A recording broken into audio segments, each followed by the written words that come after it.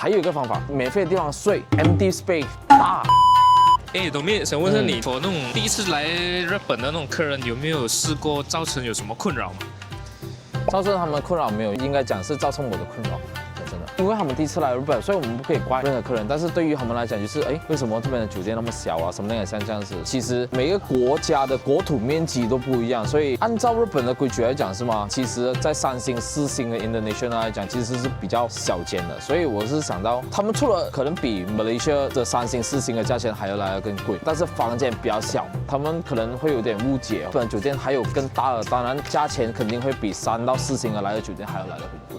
就是这样子。不过我还有一个方法，免费的地方睡 ，empty space 大 ，very good。跟我走，我带你去看。没错，后面你看到那个后备箱，你看，像我这样子坐进去过后是吗？你的行李箱还可以放前座，你放了前座过后，你还可以躺平，给你躺直，你要怎么睡你怎么睡 ，OK。跟着 Dominic， 日本更有感。